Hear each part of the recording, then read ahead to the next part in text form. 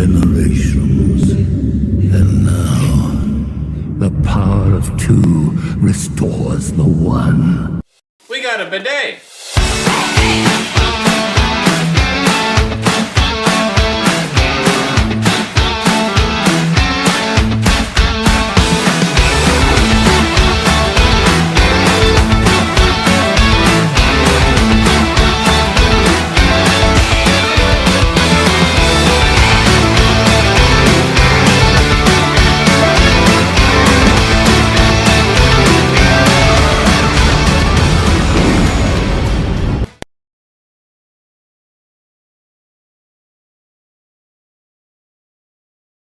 Hey everybody, and welcome back for another video. In today's video we are talking about the latest trio of episodes of Andor Season 2.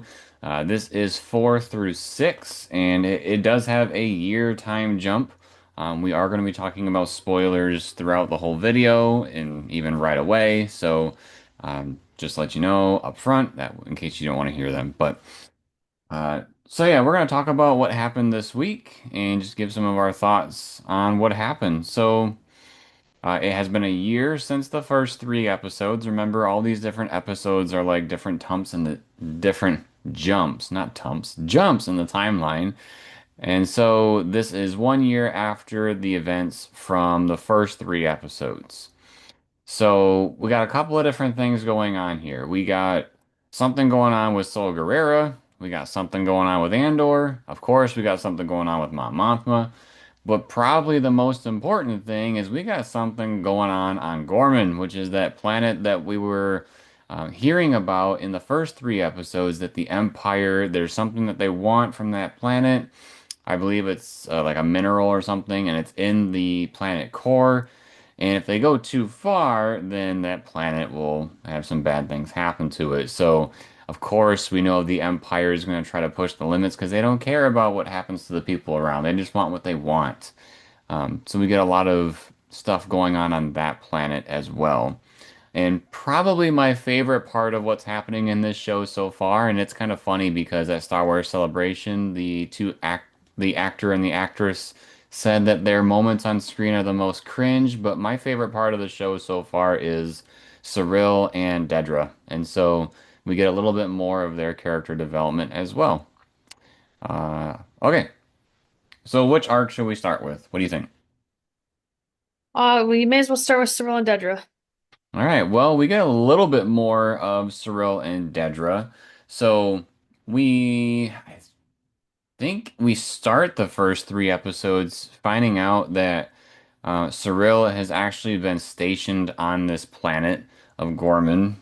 He's been running basically this little office of people, and he's no longer part of the ISB. He was like fired or something based on what happened on Ferrix, and so. We have this interesting dynamic between Cyril and Dedra because Dedra, is still working for the people that fired him. And so we have this interesting dynamic between those two. Was it this three set of episodes that we met, or we had Cyril's mom, or was it the first three? That was the first three. Okay, so we already covered that. She is in this a little bit because they're like video chatting and he's talking about how he's gonna get to visit home. Oh, that's right. But that's about all we see of his mom. That's what I remember her from then. One of the things that I thought was interesting that we did get in these three episodes, it seems like the camera work and the way that the story is being presented. I feel like the writer and the director really want us to feel like this is a very icky relationship, like almost like that it's gross in a way, because I mean they're very awkward with one another, but at the same time, one of the things that we got in these three episodes, although we didn't get to really see anything, there was a scene where Cyril comes back to their home after he left Gorman, comes to their home. And when he gets there, she's like, "You have 1 hour to be here." Like that, some feels very weird for him to be there. And he's basically like, "Well, what was the whole point of me coming here then?" And she's like, "Turn the lights off." And us as viewers, we're like, we know exactly what that means. And he's like, what? And she's like, turn the lights off.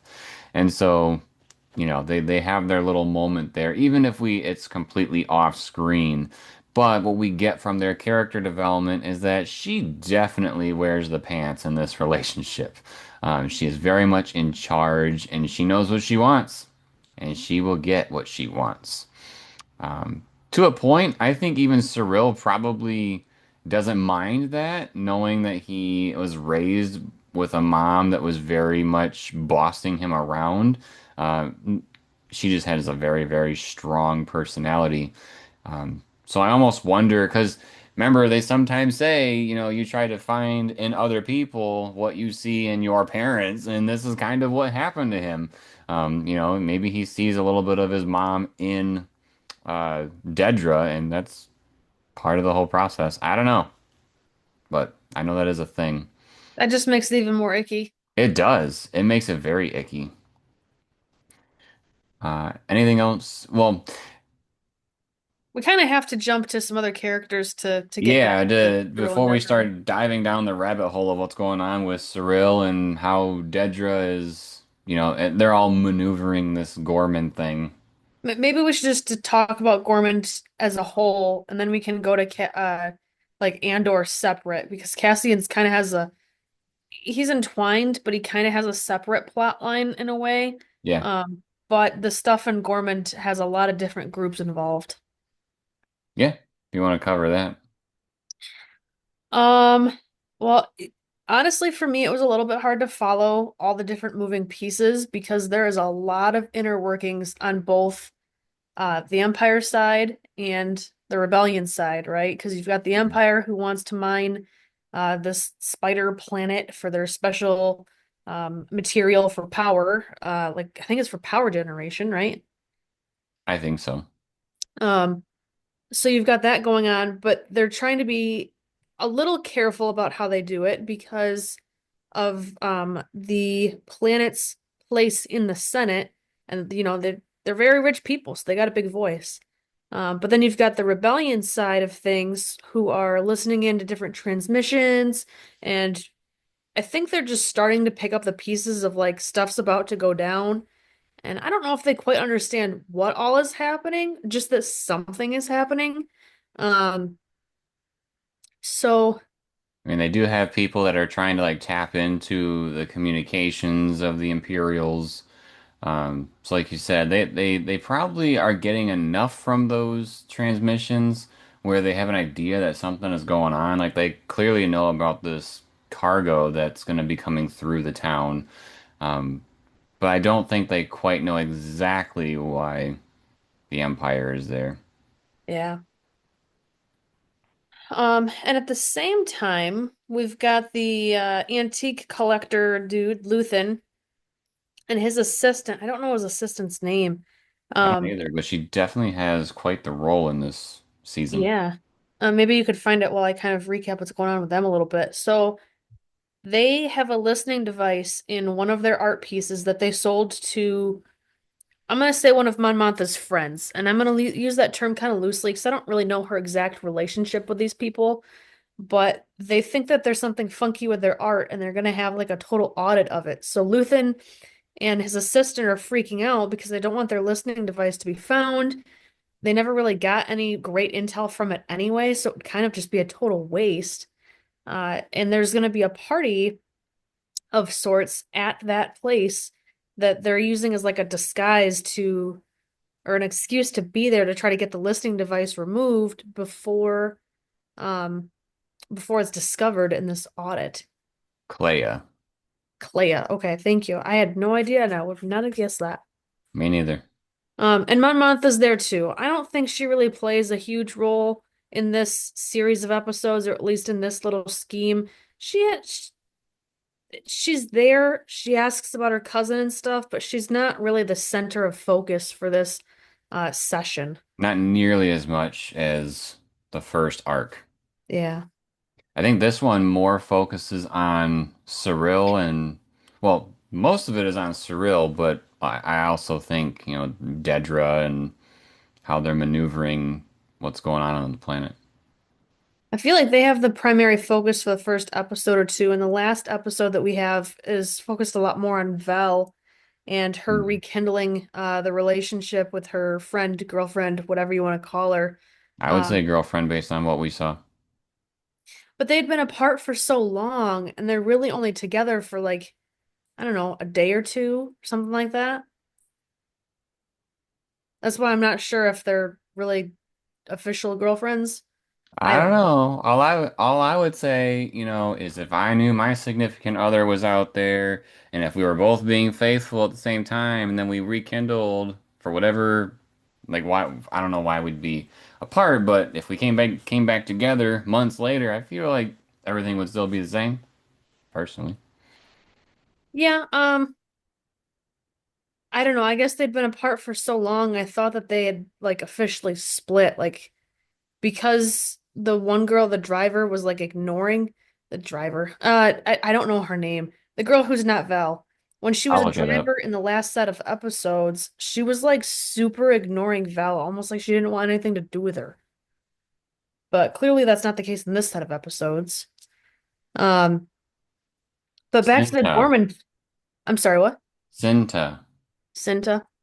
So back to the Gorman situation. This last episode focuses a lot on that mission to steal or remove or do something with this cargo. I don't even really know what's in the cargo. It I looked like just weapons.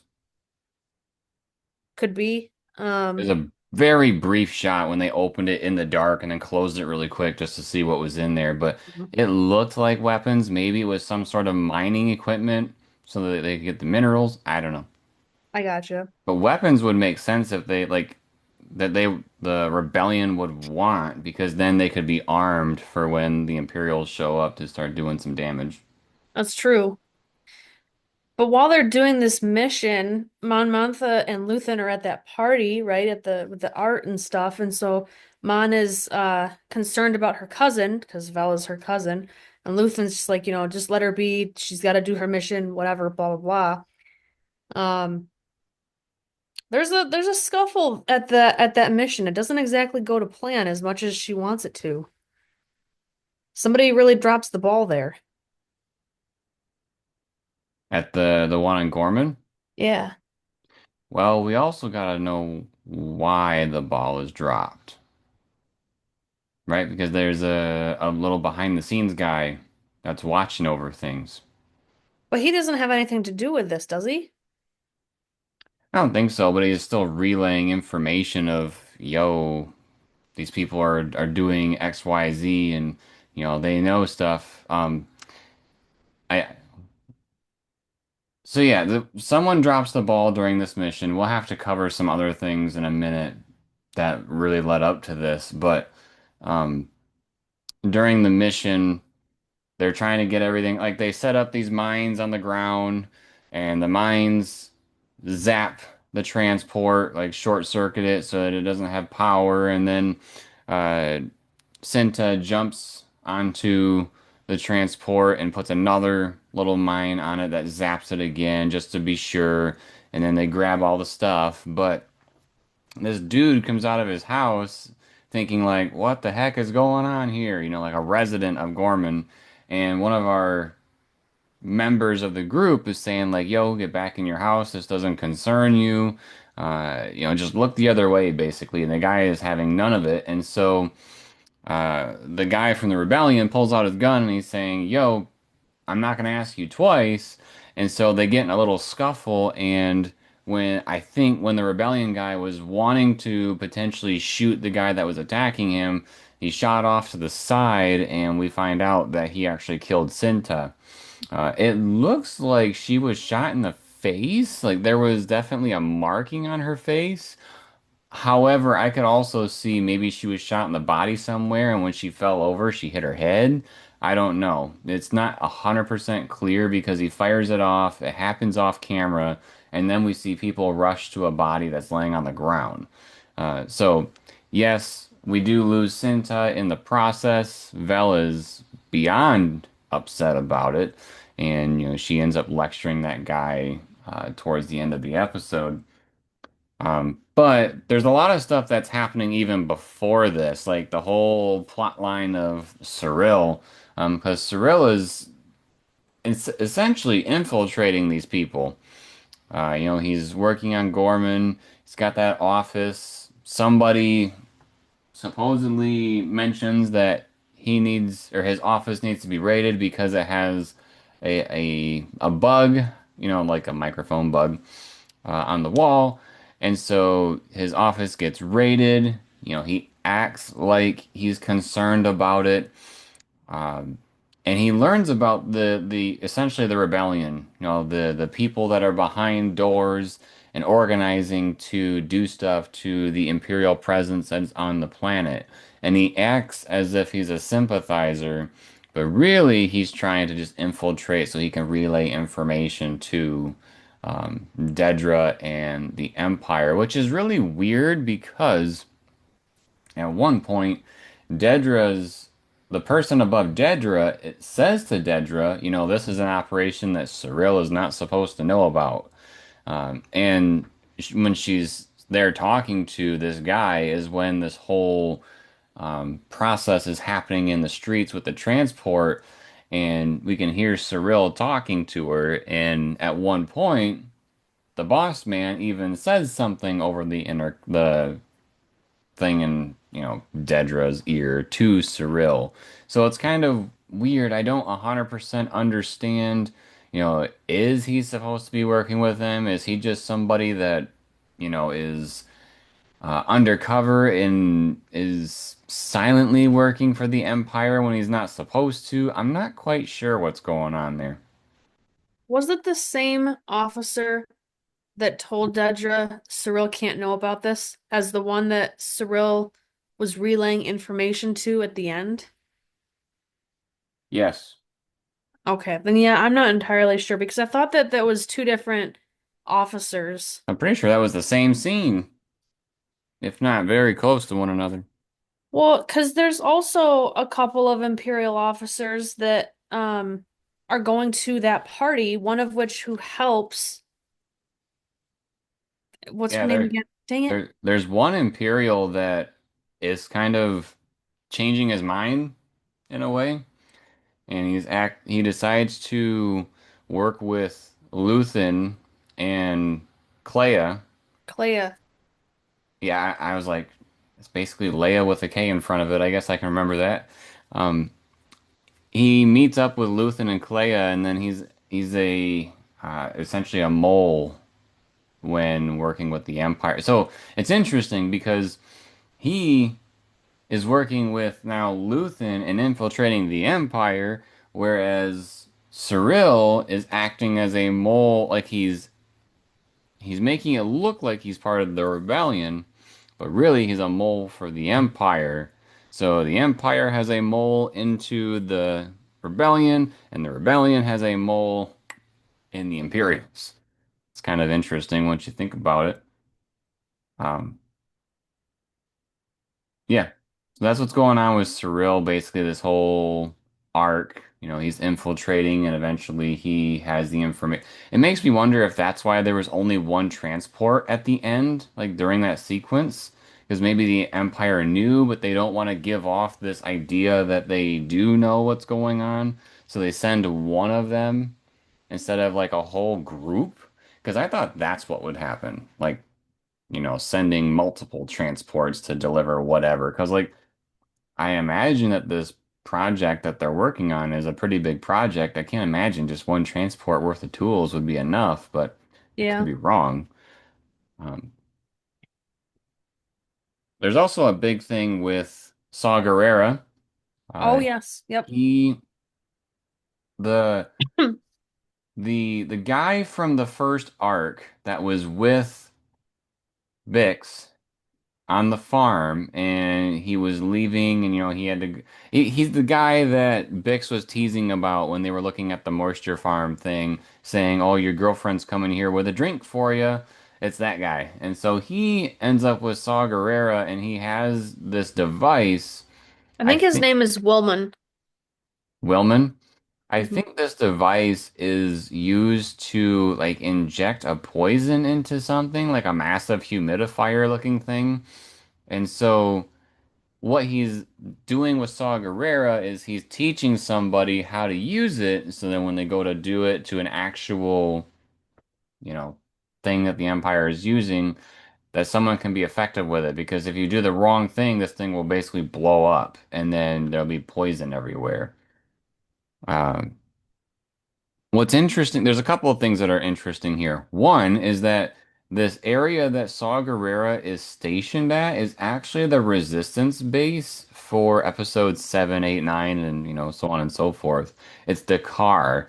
I had seen that name and I'm like, I've seen this name before. And then when they went there, I was like, this looks familiar, but I can't place it. And so I looked it up and sure enough, that's where it is. So I don't know if there's going to be some sort of connection between Saw Gerrera's group and the resistance later, or does the resistance just show up here and they take it over? I don't know. But it's an interesting connection. But when they're there, Saw Gerrera wants, you said Welma? Wellman. Wellman. Saw Gerrera wants Wellman to teach one of his guys to use this device. And so he does it, and Saw Gerrera puts it together that this dude is actually working for the Empire. So even though he had said he was going to basically kill Willman at the end of all of this, instead of killing him, he kills the guy that Willman trained because I guess he was another mole of the Empire. He was going to, send information. And Well, I think so, based on what Saw Gerrera said, is he thinks that that guy already had sent information right, about where they were located because he just totally has everybody evacuate, so they're gone before the Empire ever shows up. right. Um, yeah, because they evacuate and then they go to where Saw Gerrera wants this device to be used, and he has Willman power it up and put it in there, and he actually releases like some of that poison into the air around them. And it's really weird because I guess Saw Gerrera had like he had experienced this before, and so he wanted the guy to like just breathe it all in and experience partially the effect of the, because I can't imagine he wants him to do it to commit suicide or anything like that, but um it's He was just saying, he was saying something about, being a part of this or uh having this take this effect on you is a way to like enhance your freedom to prove that you're free because do it because you can. And I'm just like, I don't know that I fully agree with that. well, it makes me wonder if it's like like kind of like doing drugs in a way because some people take drugs to have an escape. So that's kind of what I gathered from this. Well, he seemed like he was in pain and then he seemed like he was going crazy. So I don't really know, I guess, what the total effect was. Yeah. Speaking of drugs, though, that's what leads us to another big thing that's happening, and that's with Bix. We saw in the first three episodes that, Bix is having this problem with sleeping. Like she keeps having nightmares about the guy that did the torture to her in season one. And so she's been taking drugs to help her sleep and cope at night. So I think she's getting a little addicted to it. But also during this process, Andor meets up with Luthen and is basically telling Luthen like, "Yo, this is too much." Blah blah blah blah blah. And Luthen is telling Andor, it's very. It sounds very evil because Luthen is basically saying, like he's willing to let people die if it has to happen. You know, if we all die, at least we go down in flames. Like Andor is very much on the side of, I'm all for the cause, but we have to do whatever we can to help people survive. We can't just send people to die if it's gonna, help us get one step closer to the goal. There has to be a way to let people live. Like, why even do it if you can't, you know, live out the experience after the Empire is potentially taken down or disrupted. And so this causes some tension between Andor and Luthen, and that's what drives Andor to be with Bix for the majority of this arc. So he's with Bix, they're hanging out. We see a bit more of their relationship grow on camera. They're kissing on each other and stuff. So I don't really know if they're husband and wife or if they're boyfriend and girlfriend. But he is with Nyx, or Bix, Hicks. sorry. He's with Bix a bit more here. And then towards actually the very end of the show, we do see Bix go after, I think she tracks down, her and Andor track down where this tortured dude hangs out. And so Bix goes to find him, puts him in his own chair, puts the device on his head, puts something over his mouth so he can't scream super loud. She turns the device basically to full power and then leaves him. So I think he basically dies from his own machine. So that's kind of the ending of the three episodes. Is that scene specifically? Yep. Trying to think if there's any other well, so another thing at the party. So with Mon Mothma again towards the end of this three episode arc, they're at the party and they gather to this like showroom of artifacts and the important person that is there is Krennic. And Krennic is trying to, learn about these artifacts, but he also sees Mon Mothma enter the room. And it's interesting because one of the things that she said I thought was pretty interesting. And she had said something along the lines to Krennic, "It's nice to see you not behind the witness stand," or something like that. And I feel like that implies that he's done a lot of shisty stuff and he's been on the the um the stand a bit much in the courts. I would be interested to know more about that. But like you said, Clea is actually in the room. I think you said this towards the beginning Yep. because there are listening devices in the room. And of course, when they go to do the audit of the room, they don't want the Imperials or anybody to find these listening devices. And so when she's there to remove them from the artifacts that have them underneath them. I think it's And just the one. oh, well, if it's just the one, that's cool too. But it had multiple, right? And I so, think it's just one, like one piece on one art piece. well, she unscrewed one, I thought, like one or two of them, and then she got to one that was really hard. I think that was all the same one though. Was it? Oh, I Like didn't it had gather like that. a series of caps on it, if you will, to try to hide it, right? Oh, And so maybe she it took was off like the locked into first cap place. and then she was trying to take out like unscrew the actual device from it, and that's when she was really struggling. Gotcha. So maybe it had a couple of things that she had, like a combination lock, like a Something like spin that, board yeah. kind of a thing. Okay, so yeah, when she goes to actually try to take it off, she has such a hard time that she makes her hands bleed. Like, she really needs to get this thing off the artifact. And when she's trying to twist it, she's twisting it so hard her hands are just bleeding. Um, so, very, very important.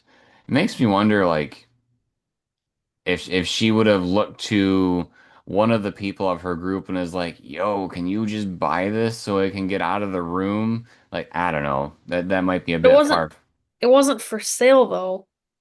I don't know. Just some sort of distraction to get it out of the room. Or if she said to Luthen like, "Oh, something happened with this.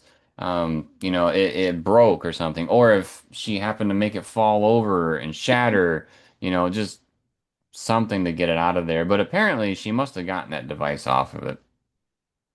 I think she did. And either Krennic was just asking her to ask her, or he knew that something was a little fishy and couldn't place it because he was asking her about why that was her favorite piece because she was spending so much extra time with that art piece. Yeah, and we even find out, I think it's either from Luthen or one of the other guys in the group, that it was a precious piece because where it came from, the people that lived there saw blindness to be a gift. And so it was basically like a big thing of Braille, so people can touch and read it. So Yeah. trying to think if there's really anything else to mention about the episode. Like I I said, think I think Cassian plays a small part of the Gorman stuff too, he because does. he does a separate mission without Bix and then is upset that Luthen visits Bix while he's out. Yeah. So that's why he kind of says, I don't want to be apart from her anymore. But he visits Gorman, and I don't fully understand what he's doing, but I know that he is acting as a fashion designer, and he's meeting with some of the people who are like listening into the Imperial telecommunications. Yeah, he's meeting with people I think that want to be an active part of the rebellion. And what he ends up communicating with them is like, you did nothing to double check that I was, who I said I was. You were not careful enough. You just basically spilled out the information. And, if he was an Imperial spy or if he was a straight up Empire, they would be screwed. And so he's basically yelling at them in a very calm tone, like he's assertive, but he can't make a scene. And so he's trying to get that point across that like, yo, if you plan to do this, you have to be very serious about it and you have to do it right. And so that's kind of that communication piece that he um, sends to them. 'Cause, yeah, he was not happy one bit with how willing they were to just start talking about things and give up who they were. And you can't do that when, things are that hostile. Yeah. Anything else you thought was super important, or what was your favorite part? Um, I will say episodes 4 and 6, I think hit a lot better than episode 5. Episode 5 is a bit slow for me in comparison, but 4 and 6, I would say were better than last week, or at least more exciting. So it was exciting to have some stuff actually going on where I realize that when as we talk about this stuff, a lot of it I don't fully understand, but there's at least stuff exciting that's going on, so the excitement level's high, so that's kind of cool. I also agree that this week's episodes were better than the previous, which is interesting because it seems like a lot of people that really liked Andor season one feel the opposite from what I've seen online. And so that's really weird because we were the ones that were like, season one was okay. And we're the ones here that like these three episodes, even though arguably there still wasn't anything that was like explosion-y or anything like that that was going on. It was just we know the tensions are high and we know if you tell the wrong person the wrong thing that a lot of people could be in jeopardy, so there's a lot of tension that is built into what is going on here. So out and again, I think what's happening between Dedra and Cyril is just interesting, so I'm enjoying it. I think back to your original question, the stuff going on with Cyril is probably my favorite part of this set of episodes. It just he's still like with the Bureau of Standards, but he gets fired because he has a bug, and he's got this weird spider dealer there. Oh yeah, so Spiders that's are normal for the planet, right? But he's got this weird spider dealer who gives him like special spiders because they have like information hidden in them or something. I don't know exactly what it Yeah. is, So he gives but so Cyril is like walking through the street and then this dude comes up to him and he looks like he's just a salesman of like he sells toys of the creepy spiders that are on the planet. And what's really going on is that he's basically making the butt of the spider basically work like a fortune cookie where he's hiding these messages inside the butt. And then when Cyril, is in privacy, he cracks open the butt of the spider and he has this paper with information of, well, meet us at this place kind of a thing and learn about our cause. And so that's how he essentially infiltrates the rebellion side of things on this planet. yeah. What would your favorite part of this set of episodes be? Well, like I said, my favorite part is just seeing the stuff between Cyril and Dedra personally. Yeah. Just because I think Dedra is my favorite character in this show. She's interesting because she's a very hardened character, but I think deep down there is a person in there that does care about people. Like clearly she cares about Cyril because they're dating, but at the same time she is very objective about how she sees the way things and the way they're supposed to be. And so it's interesting to see how her character is unfolding. Both, she cares about Cyril, so she wants to make sure he's taken care of, but she's also wanting to be like top notch of the Empire, so she's doing everything she can to impress them.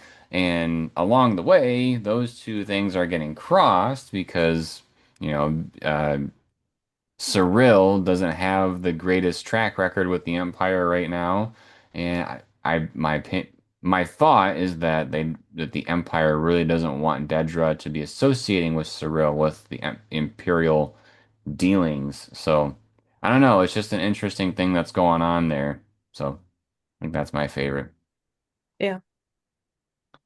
All right, well, that was our little talk about episodes 4 through 6 of Andor season 2. We will have 7 through 9 coming up this next week. We also got Tales of the Underworld that we will be covering soon enough as well. So make sure to stick around for that. Make sure to subscribe to the channel and turn on notifications. That way you are alerted. Drops a like if you liked the video and drops a comment letting us know your thoughts on the 3 episodes 4 through 6 of Andor season 2. And then, as always, everybody, thank you for watching. We'll see you next time.